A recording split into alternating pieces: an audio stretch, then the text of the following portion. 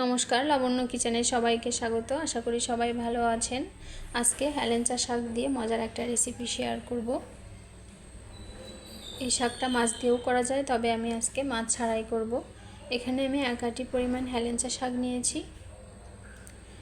তো শাকের অগ্রভাগের যে অংশটা, এটা ফেলে দিতে হবে, তা না হলে শাকটা তেতো লাগবে। তো সমস্ত শাকগুলো এভাবে খুব ভালোভাবে বেছে নিতে হবে। এবারে পরিষ্কার করে ধুয়ে নিচ্ছি।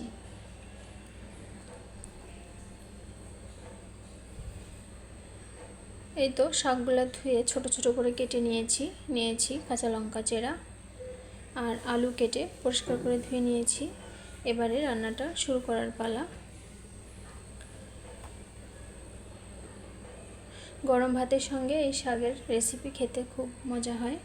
তো কড়াইতে তেল গরম করতে দিয়েছি। এবারে ফোড়নে দিয়ে দিতে হবে গোটা জিরা আর তেজপাতা। এখন দিয়ে দিচ্ছি কেটে ধুয়ে রাখা আলুগুলো হালকা লাল করে ভেজে নিতে হবে।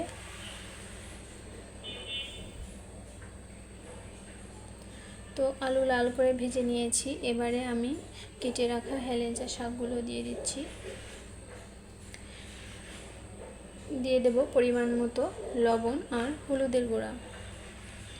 আলুর সঙ্গে শাকগুলা হালকা করে ভেজে নিতে হবে কিছু সময় ধরে।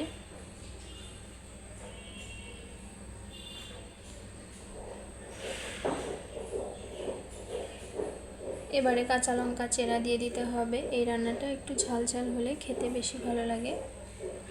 তো এই তো শাকগুলা ভেজে নিয়েছি আলুর সঙ্গে। এবারে আমি গরম জল দিয়ে দেব। হালকা ঝোল হবে, আলুটা সেদ্ধ হতে হবে। তো এবারে ঢাকা দিয়ে আমি কিছু সময় রান্না করে নেব। এই শাক আমাদের শরীরের জন্য খুবই উপকারী।